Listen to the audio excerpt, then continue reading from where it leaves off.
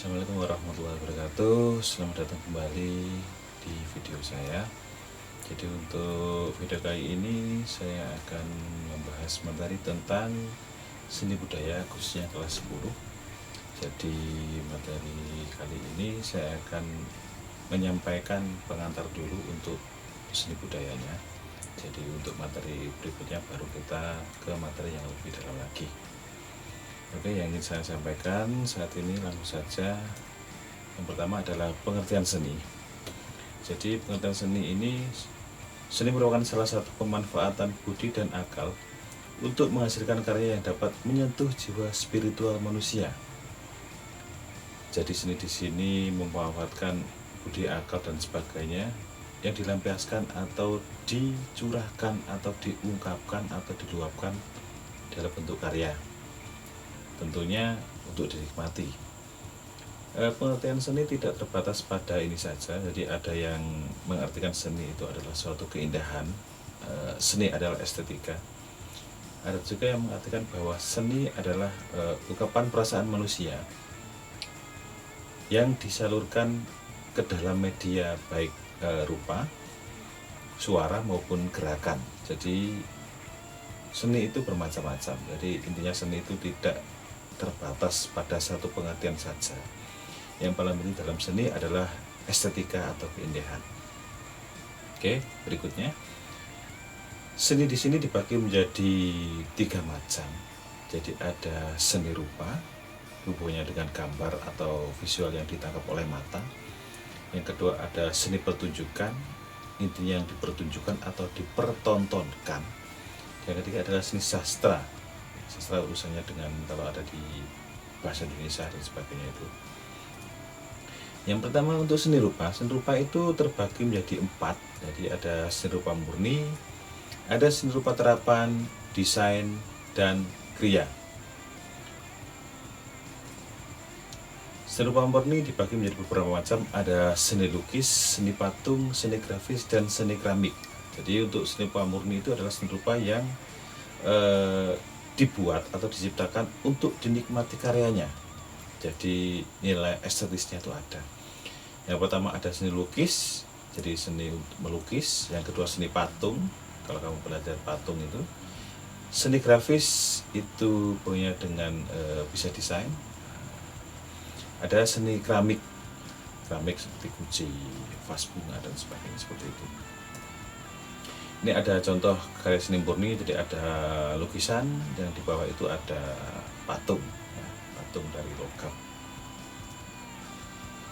Yang kedua ada seni terapan. Jadi seni terapan dikatakan apabila sejak awal si seniman, jadi seniman tersebut sudah mengabdikan karya seninya untuk maksud dan tujuan tertentu, seperti demi tujuan fungsi praktis, sebagai lambang, dan sebagai media komunikasi. Intinya dalam seni terapan, jadi seni terapan itu diciptakan tidak hanya untuk dinikmati karya seninya, tapi juga dapat dimanfaatkan untuk kebutuhan yang lain. Ya. Intinya seperti itu. Nih contohnya seni terapan ada kalung atau perhiasan di situ. Yang tengah itu ada tempat minum. Yang berikutnya itu ada tas, ada anyaman, ada kotak dan sebagainya. Jadi intinya seni rupa terapan itu seni yang mempunyai keindahan, tetapi juga mempunyai nilai praktis atau kegunaan yang lain. Itu adalah seni terapan. Berikutnya ada seni desain. Seni desain di sini dibagi menjadi beberapa macam. Yang pertama ada desain produk atau industrial design. Yang kedua ada desain grafis atau DKV, desain komunikasi visual. Yang ketiga ada desain arsitektur. Dan yang keempat ada desain interior. Langsung saja. Desain produk adalah cabang seni rupa yang berupaya untuk memecahkan persoalan kebutuhan masyarakat akan peralatan dan benda sehari-hari untuk menunjang kegiatannya. Jadi desain produk adalah cabang seni rupa yang dimana di situ untuk menciptakan suatu produk atau benda untuk memenuhi kebutuhan manusia dan sesuai dengan kegunaannya. Maksudnya bagaimana? Jadi kalau ada sendok, Kalau kalian tahu sendok itu, sendok kenapa bentuknya panjang Pak, tidak kotak gitu ya, karena gunanya untuk mengambil sesuatu, mengambil nasi kah atau mengambil lauk. Jadi ujungnya ada cekungan dan batangnya agak panjang seperti itu. Jadi desain produk ini digunakan untuk memenuhi kebutuhan masyarakat atau kebutuhan manusia dalam kegiatannya. Contoh lain ada kursi. Nah, kalau kamu lihat kursi, kenapa bentuknya seperti itu Pak? Ya karena kursi digunakan untuk duduk. Karena kursi tidak digunakan untuk berdiri atau untuk jongkok atau untuk salto mungkin. Nah, cuman sekarang sudah berkembang bentuknya tidak seperti itu. Ada yang bentuknya bulat, ada yang dari busa, ada yang dari spons, dari karet dan sebagainya. Itu desain produk.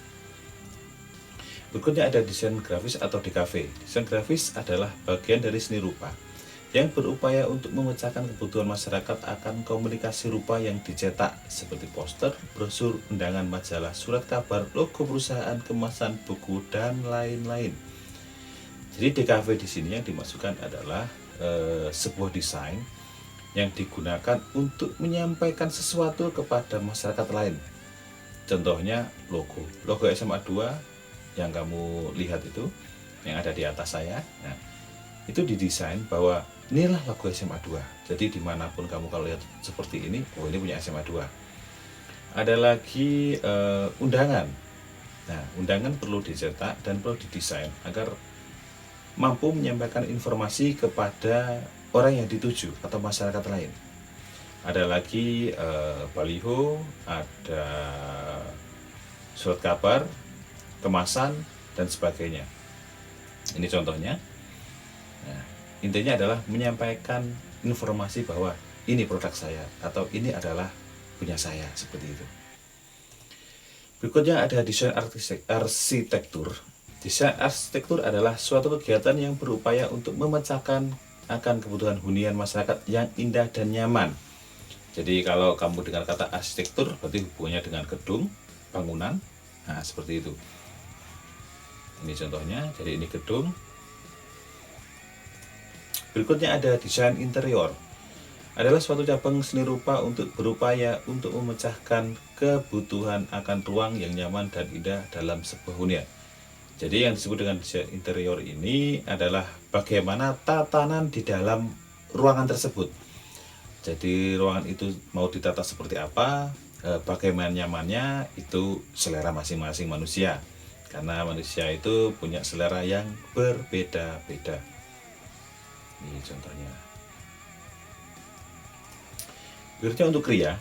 Kriya merupakan pengindonesiaan dari istilah English craft, yaitu kemahiran membuat produk yang bernilai artistik dengan keterampilan tangan. Produk yang dihasilkan umumnya eksklusif dan dibuat tunggal, baik atas pesanan ataupun kegiatan kreatif individual. Intinya kriya adalah suatu benda yang diciptakan dari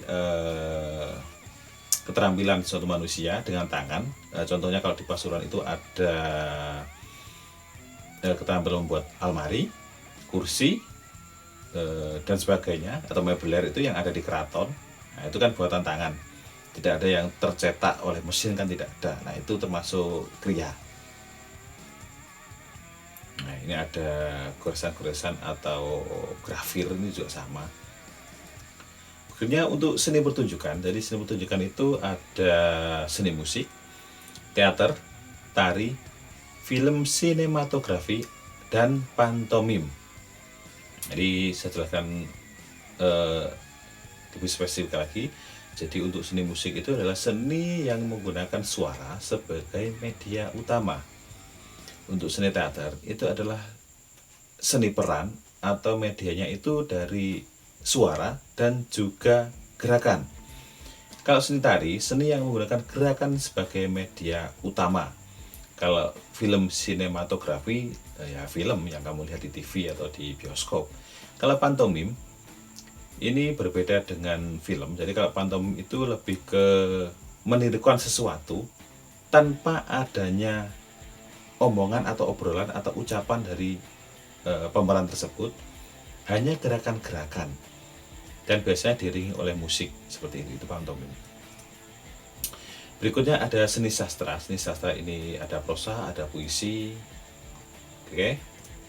Ya, cukup, terima kasih. Jadi itu hal pengantar untuk pelajaran seni budaya kelas 10 untuk pertemuan kali ini. Jadi setelah pertemuan ini silahkan kalian kembali ke menu pembelajaran, ke menu mata pelajaran, terus kamu pilih menu tes, ya, tes yang ada saya kasih tanda panah itu. Silahkan kamu kerjakan tesnya. Waktunya nanti 2 atau 3 hari waktunya untuk mengerjakan. Jadi tidak perlu kamu mengerjakan LJK atau menggunakan LK. Jadi kamu cukup kerjakan di aplikasi saja, ya. Sekian video pertemuan kali ini. Tetap semangat, jaga kesehatan, jaga pikiran, jaga hati. Jos, ciao.